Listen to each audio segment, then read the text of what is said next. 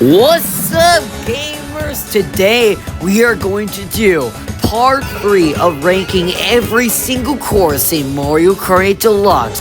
This will go from 49th place to 11th place. A-tier courses. These are the courses where I genuinely have a great time playing on, but they're so close yet so far from perfection. You know the drill. Let's get ranking. You know, this track has some good things, like good music, it's a great backing track, but do you know what makes this course really good? It's the layout. Yep, it's not the lame, boring, orange aesthetics that reaches for miles and miles.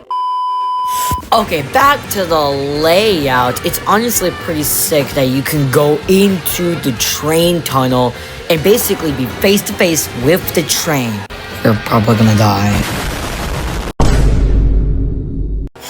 The way I view Wario's Gold Mine is very similar to the way I view Calamari Desert.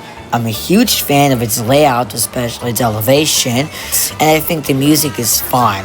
The only reason why I place it above Calamari Desert is because I think the aesthetics are a bit better than Calamari Desert, but it basically gets drastically outshined by the darkness, which kind of ruins it, but it's fine. I also think that the music is actually worse than the Wii version. Just listen to how less intense the A version is.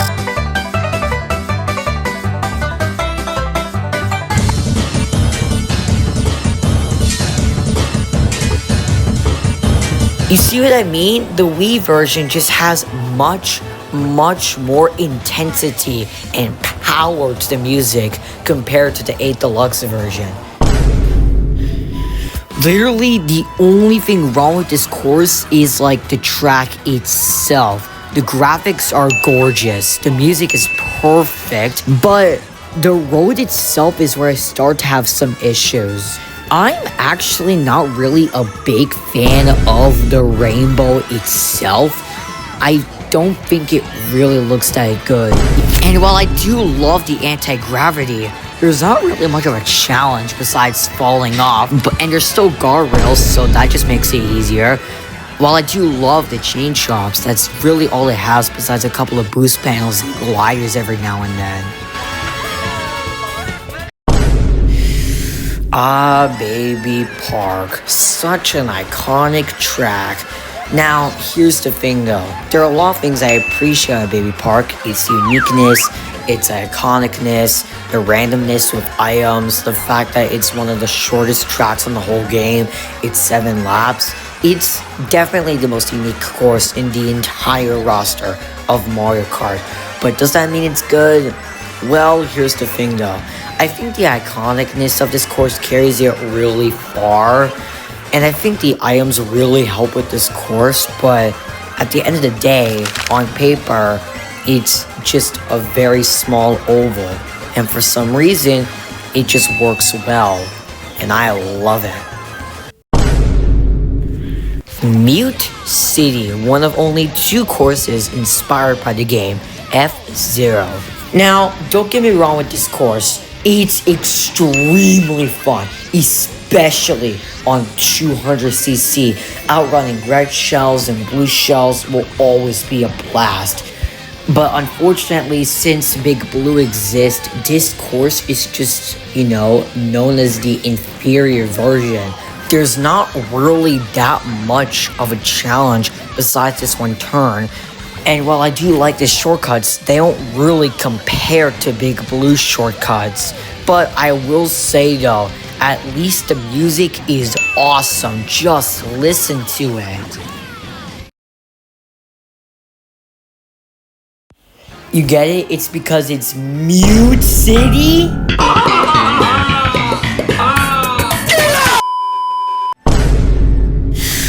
Okay, Thwomp Ruins is good. The music is good, it's just the aesthetics. The thwomps carved onto the walls, they don't really stand out, as much as it should. Like, some of them I haven't even noticed until making this video, which is a bit shocking since I've been playing this game for like over 4 years.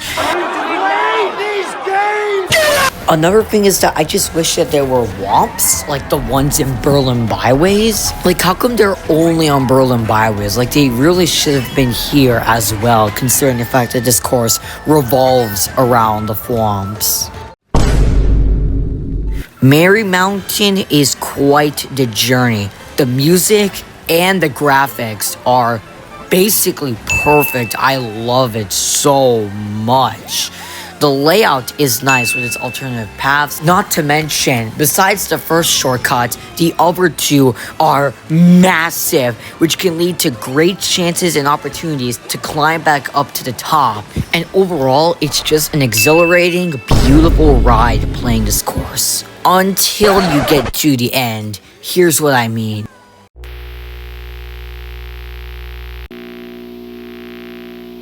Yeah, the ending is pretty boring in my opinion. Like, put some obstacles, maybe some snow pokies, Shy Guys, whatever you have. But who knows, maybe in Mario Kart 9 they'll add these obstacles like everyone has been asking for. There is something crucial that we need to talk about when it comes to Coconut Mall. You just got Coconut Mall! Coconut Mall. I really do feel like that they nerfed this course in a way when it comes to graphics. While it is definitely more poppy and more visualizing to look at, graphically, it just kind of isn't. While some of the walls and posters are definitely like very detailed compared to the Wii version, overall stuff like the background, the water, stuff like that just looks worse. Also, they basically nerfed the parking lots. Like, there's only 2 cars and they move in donut formation. Whereas the original Wii version, it was so much more challenging and so much more exciting compared to this version. But at the end of the day, Coconut Mall is Coconut Mall, regardless of the fact that it was nerfed. It's still a good course and a good time. Okay, when talking about Avon's Dash, I think is kind of controversial. A lot of people seem to love this course because of its content. And while I do think that it's absolutely amazing, there is one massive disadvantage. And no, it's not the music. The music is great. It's the graphics. Now, ironically, the track itself and the objects around it look very anciently rocky. I can see what they were going for. It works quite well. It does really give off that nice Greekish vibe. But when you go into the background, oh my god, is it bad. Look at these houses. They're so undetailed. The trees look like literal plastic. Like, look at this screenshot. As you can see, like, most of the houses are just copy and pasted of each other with like basically no windows or different architecture. While the detail that is brought close up to you does look very good, it's pretty easy to notice all these duplicate houses in the background just from by watching this video. But once again, at the end of the day, Avon's Dash is Avon Dash. It's an extremely fun ride, but when you compare it to the other courses on this list, it just can't compete. Okay, the positives are the music is really good and I love the turns and the difficulty of this course. The main thing I don't like about this course is the fact that it executes the spaceship theme really poorly. It doesn't even feel like a spaceship because half the time you're outside and then when you're inside, it's for like 2 seconds, so it doesn't even matter. And while I do like the graphics, I just wish it was a bit more decorative. Like, there's no stars in the background. It's just Earth, a few objects, and then they call it a day. Okay, I like Maple Treeway and everything about it, but I don't love everything about it. I like the graphics, but I don't love it. I like the music, but I don't love it. I like how fun it is, but I don't love it. Unfortunately, I can't really go into much detail. It's just something that I really can't put my foot on. Like, it might just be the fact that the rest of the courses on this list are really good. But I will say, I love the content. It's probably the main reason why it managed to get into A- tier, or part 3 of this list. Quick announcement, we are reaching into A tier, normal A tier, not A- and not A+. We will start off this list by doing... Alright, in 38th place, we got Riverside Park. Now, I will admit, this course is quite fun, whether you're deciding to run or bag. If you bag, it's very fun due to the huge amount of shortcuts and the opportunities that you can get from taking them. For front running, it's a high risk, high reward situation because you're basically gambling that there's not going to be a lot of bullet bills or shocks. It's always a blast playing on this course, and the patuis are very unique, making this course even more enjoyable. However, I do think the music is a bit mellow and could be a bit better. And while I do like the graphics, there was a lot of copying and pasting when it came to the tree models. Okay, I'm gonna be straight with you guys. Squeaky Clean Sprint is overrated. Now, it's not a bad course. The idea is very creative. The graphics are pretty nice. The layout is decent. And the physics make a perfect balance between a good player and a very skillful player. Though I do think the music is a bit mellow. But overall, this course is really good and pretty much deserves an A. Okay, between this and DK Summit, I think DK Mountain is slightly worse than DK Summit. Here's why. While I do like the graphics, I don't like orange. So naturally, I'm gonna be biased towards DK Summit. And second of all, I think the gap shortcut is not as popular compared to the double shortcut in DK Summit. But overall, this course is still really good with good music, good shortcuts, good half pipes, etc., etc. DK Summit, the younger, better version of DK Mountain. Now, obviously, the aesthetics are snow and white, which is something that I like more than orange. But most importantly, the double shortcut is much more iconic than the DK Mountain shortcut. And for good reason too. It's quite difficult, but extremely satisfying to pull off than compared to the DK Mountain shortcut. And overall, that's kind of the reason why this course is placed above DK Mountain. And of course, it has good music, good shortcuts, good half pipes, etc., etc. Okay, but to be fair, sometimes the half pipes are... yeah.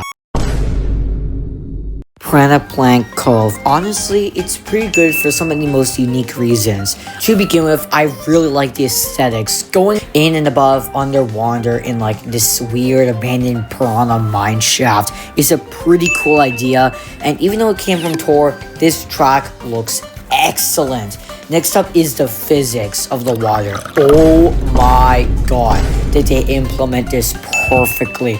Some of the shortcuts can be taken if you're skilled enough to know how the water physics works. This makes playing on this course super fun. Next up are the item boxes. Placing them in clamshells, great idea. Next up, the coins.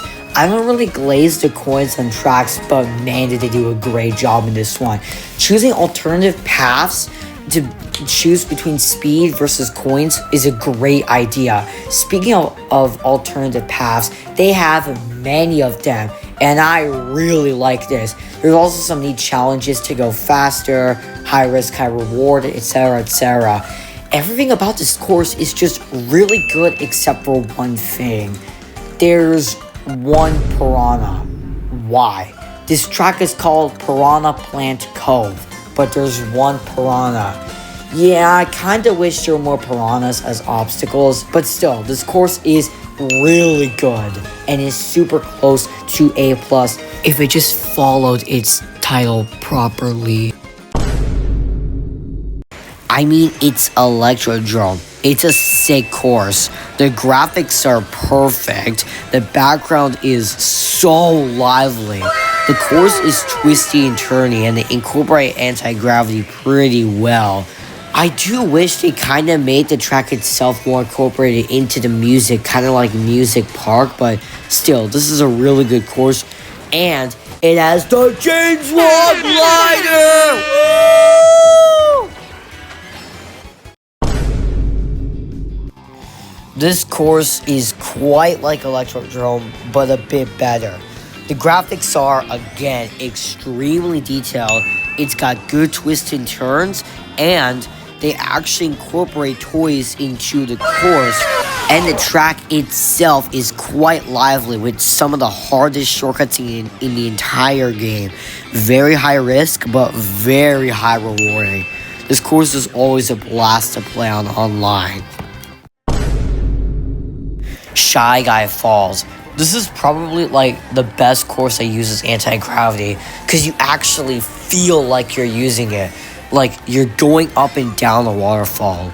Like, it's probably the best use of anti-gravity in this game. And they use the waterfall aspect very well in this course. Not to mention, besides the waterfall, the layout itself is still really good with good shortcuts and good alternative paths, along with cool Shy Guys in the background with some unique animations. Like, there's just so much in just such a small surface area, which I think is insanely impressive. Mushroom Gorge. While not visually appealing, this course has one of the best physics in the entire game thanks to the use of its mushroom pads, creating for some of the most epic experiences in Mario Kart. And while the aesthetics may not be great, the music sure is. It's a classic from Wii, and it's still a great banger. A lot of people really don't like Donut Plains Free, and I don't know why. Like, people say, oh, Moo Moo Meadows is chill and I love Moo Moo Meadows. Yeah, it's good, but like, Donut Plains Free is just so much better. It's a much better chill course, if you know what I'm saying. The water's really fun to hop in and hop out. The Cheeps are lively. There's the same amount of item boxes, so there's less chaos around. The modules are fun, and the shortcuts are great. Like, there's nothing crazy about this course, but it doesn't need to be.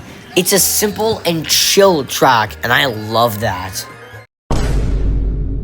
Yoshi Valley. It's a very critical thinking course. The fact that at the start of every lap, you have to think critically about what path you want to take makes playing on this course very unrepetitive, making it very exciting every single time you play it. It's great for front running and bagging.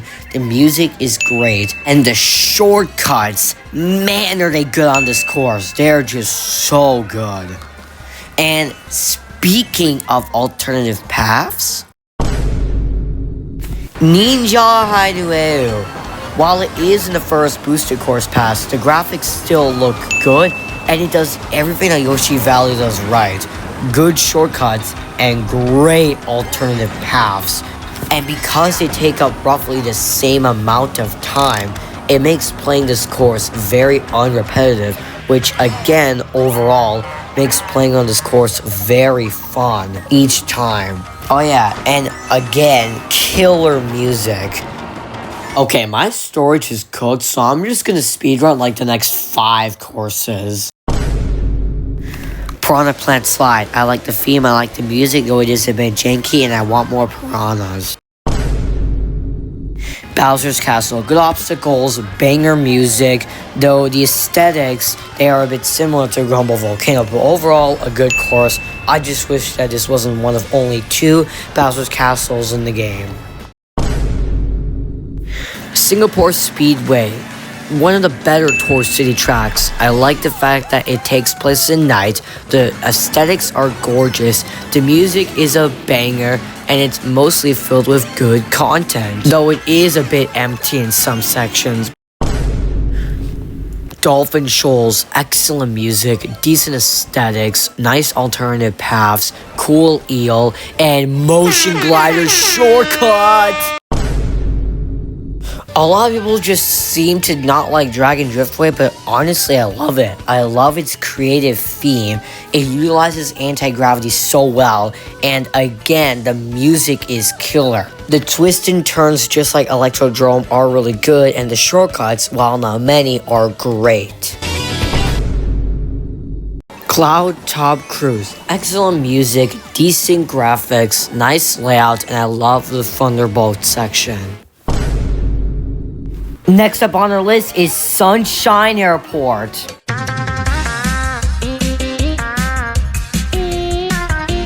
The aesthetics are beautiful, the music is fine, and the layout is good with some decent alternative paths, and I like the shortcuts. Alright, now we're going to be reaching into the courses that are officially A+. Let's get going. Tick-Tock Clock, such a creative course, such an inspiring idea to be centered around the level from Mario 64. And this track really makes you feel like you're in a clock due to the sheer amount of detail that is in the background and everywhere you look. There's also like good shortcuts and the music is killer. Royal Raceway. Again, such a simple track, but I love its design.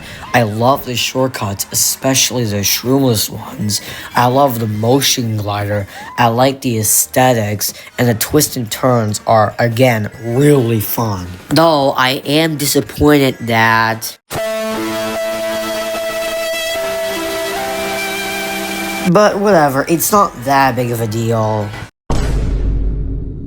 Big Blue is great in almost every aspect, except for the fact that it doesn't really have a soul. The layout is perfect, the anti-gravity is perfect, the music is killer, and this is probably one of the best courses to play on 200cc, and it has a massive shortcut.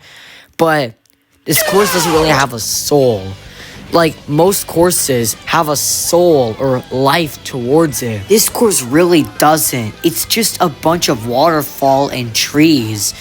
And that's what's kind of making this course stay away from S tier, unfortunately. Moonview Highway, one of the greats. It has one of the best musics. It's very unique. The layout is quite fun. And the bomb cars are really fun, especially to hit. Though, I do kinda wish that the graphics were a bit better, but overall, this is a banger track to outrun Blue Shells on 200cc. Waluigi Pinball, it was a banger on the DS, and it's still a banger here. And surprisingly, despite only being a Wave 2 course, this track looks really good in terms of graphics. And the music, while still a copy of Wario Stadium, it's still a banger, so I don't care if it's a copy. But I do wish they tried to implement anti-gravity into this course, because it is a bit janky. SNES Rainbow Road. I really like this course. I think it looks pretty nice. The ramps are cool, the music is great, the thwomps are good obstacles, and the layout, while pretty simple / its weakness, it needs to stay simple to be true to its original counterpart on the SNES. Music Park, or like the Europeans call it, Melody Motorway. Okay, back to the main point. Music Park, it's a good course. You really do feel like you're playing instruments, as it does affect the music in the background. Though I will say, the music itself is okay, and the physics, while it might just be a skill issue, are a bit wonky. Still though, playing on this course is an absolute blast. Rainbow Road, another track from the 3DS series, and is a banger to play on. There are so many locations you go to throughout this incredible journey, and the music is so good. Though I will admit, the track itself looks very blue. It doesn't really look that rainbowish. The last track we have on this list is Waluigi Stadium, and man is it great. From end to end of its entirety, there is great technique throughout. The half pipes are utilized perfectly. The music is good, and the graphics, or at least compared to the booster course pass, is wonderful. And that, my friends, concludes this video. This took extremely long to make, so I hope you subscribe, like, and keep in tune for part 4, where we talk about my top 10 favorite courses in Mario Kart Deluxe. And my apologies for releasing this video after Mario Kart World's release date.